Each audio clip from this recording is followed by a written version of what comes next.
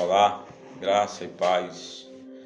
Eu me sinto alegre nessa tarde de estar aqui para poder compartilhar com você algo da parte de Deus aos nossos corações acerca daquilo que está escrito, em meu favor e ao teu favor, porque Deus ele fala no nosso espírito. Deus ele relaciona conosco através do nosso espírito, O apóstolo Paulo ele fala acerca dessa verdade de relacionar com Deus no nosso espírito, porque Deus é espírito, E no livro de João, capítulo 4, vai dizer que Deus ele procura os verdadeiros adoradores que o adorem em espírito e em verdade, Então, carnalmente, ninguém adora a Deus. Nós adoramos a Deus em espírito e em verdade, O nosso espírito é a sede do Espírito Santo. Então, nós relacionamos com Deus no nosso espírito, Então, eu quero compartilhar com você acerca dessa verdade, porque Deus, ele nos fez corpo, alma e espírito. Corpo, alma e espírito. E o nosso espírito ativado, Nosso espírito é recriado pelo poder do Espírito Santo, nos conduz a viver esse relacionamento com Deus, no secreto, no íntimo, porque através da morte e da ressurreição de Jesus, o véu foi rasgado de alto a baixo. O véu que nos separava foi rasgado e agora nós temos acesso a Deus através de uma vida espiritualmente ativada pelo Espírito Santo em nossa vida. Porque o nosso espírito é regenerado pelo poder do Espírito Santo no momento que nós confessamos Cristo como Salvador da nossa vida, no momento que nós arrependemos dos nossos pecados, entregamos a nossa vida a Cristo. Nesse exato momento, de uma maneira instantânea, o Espírito Santo tocou no nosso espírito que estava morto e recriou ele novamente. Regenerou ele novamente para que possamos ter acesso a Deus, para que possamos relacionar com Deus. Porque essa intimidade que Adão tinha antes da queda, de se relacionar com Deus, porque a Bíblia diz, lá no livro de Gênesis, que ao cair da tarde, a voz do Senhor vinha ao jardim, e dialogava com Adão. Adão tinha esse relacionamento com Deus, Adão relacionava com Deus, Adão tinha intimidade com Deus, Adão desfrutava da comunhão com o Senhor. Mas a partir do momento que ele desobedeceu a Deus, a partir do momento que ele consumou o pecado, eles perderam essa comunhão. Adão e Eva perdeu essa comunhão, perdeu essa intimidade com Deus, perdeu de adorar a Deus em espírito e em verdade. E aí ele passou a viver distante de Deus, afastado de Deus, porque o pecado distancia o homem de Deus. O pecado gera morte, o pecado traz consequência. E a consequência na vida de Adão e Eva foi essa separação dessa comunhão que eles tinham com Deus. Foi essa separação da intimidade que eles tinham com Deus. Essa separação, que eles tinham com Deus foi rompido. Mas Deus, na sua infinita misericórdia, mas Deus, na sua infinita bondade, mas Deus, diante de um propósito eterno, de projetar a vinda do Messias, para poder restaurar novamente a comunhão do homem para com Ele, e restaurar novamente a intimidade do homem para com Ele. Então, através do sacrifício de Cristo, nós temos essa comunhão novamente. Nós adoramos ao Pai em espírito e em verdade. Nós adoramos a Deus com o nosso espírito. Nós temos esse privilégio de adorar ao Senhor na essência da intimidade, através da morte e da ressurreição de Cristo. Então, todos aqueles que herdou de Adão esse legado de separação para com Deus, todos aqueles que se encontram distanciados, existe uma boa notícia para todas essas pessoas. E a boa notícia é que Cristo morreu, que Cristo ressuscitou para restaurar a nossa comunhão com Deus, para restaurar a nossa vida com Deus, para nos conduzir a viver novamente uma vida de intimidade com Deus, para dialogar com Deus, para servir a Deus na beleza da sua santidade. Então, através do sacrifício de Cristo, nós temos esse privilégio de adorar o Pai em espírito e em verdade.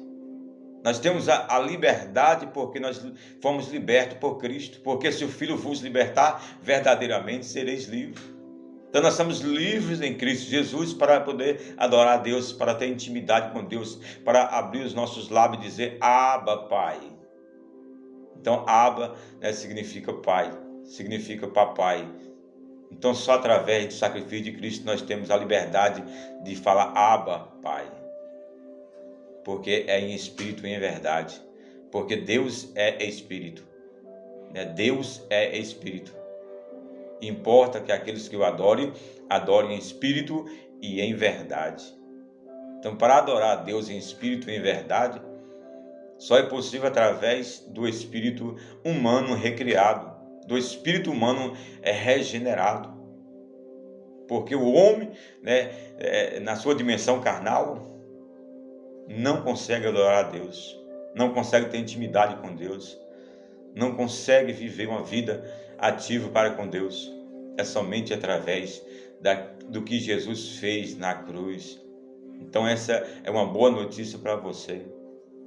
Essa é uma boa notícia para todos nós, né? Que Cristo morreu para restaurar a nossa comunhão com Deus, restaurar a nossa vida, né? Recriar o nosso espírito, nos conduzir a viver realmente a vontade de Deus, que é boa, perfeita e agradável, para ter a nossa mentalidade transformada, né, pelo poder do Espírito Santo, porque Paulo vai dizer em Romanos capítulo 12, mas transformai-vos, né, pela renovação da vossa mente. A nossa mente tem que ser transformada, a nossa mente tem que ser mudada, nós temos que passar, né, por essa transformação, por essa metanoia, transformação de mente. Porque antes de ter um encontro real com Cristo, antes do novo nascimento, a nossa mentalidade era de escravo. Nós éramos escravos do pecado. Nós éramos escravos deste mundo, escravos dos vícios, escravos de uma vida distante de Deus. Então a nossa mentalidade era de escravo. Aí a partir do momento que nós confessamos Cristo como Salvador, a partir do momento que nós nascemos de novo da água do Espírito, aí começa um processo de transformação da nossa mente. A nossa mente vai sendo transformada em uma mente, né, totalmente livre. Uma mente livre do pecado, livre da condenação, livre, né, dos moldes deste mundo. E passamos a usufruir de uma mente, né, que glorifica a Deus, que exalta a Deus. Uma mente de filho, de herdeiro, de co-herdeiro juntamente com Cristo.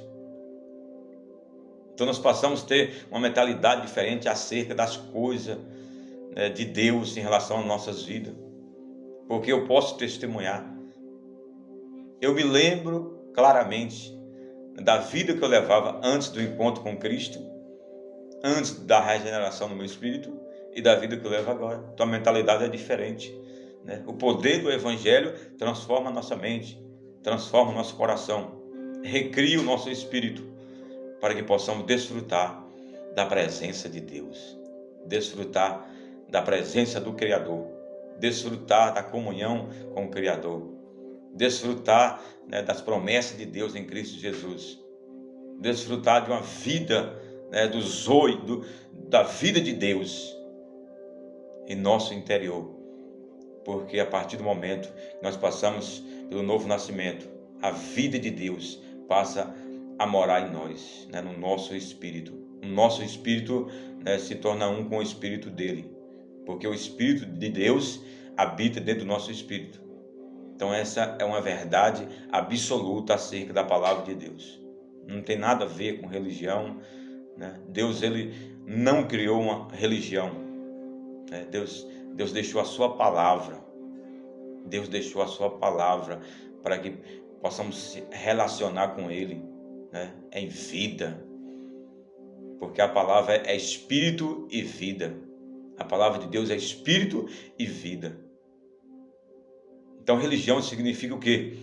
É religar o homem a Deus, né? Religar, mas de fato isso não tem acontecido, porque a religião muitas das vezes tem distanciado as pessoas de Deus. Então é por isso que nós temos que ter uma vida ativa com Deus e não uma vida religiosa. Porque nós só temos essa liberdade de adorar o Senhor é através do que Cristo fez, através da graça de Deus que se manifestou em Cristo para restaurar o ser humano, para perdoar o ser humano, para conduzir o ser humano novamente a desfrutar da sua presença. E a presença de Deus é tudo, né? A presença de Deus é tudo. Moisés, quando estava liderando o povo pelo deserto, ele chegou a dizer: se a tua presença não for conosco, não nos faça subir daqui.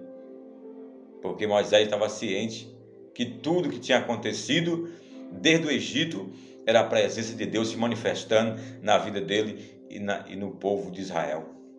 O mar vermelho se abriu, as pragas do Egito, o poder de Deus se manifestando para arrancar o povo do Egito, para libertar o povo, para tirar o povo da escravidão, para dar uma nova mentalidade ao povo.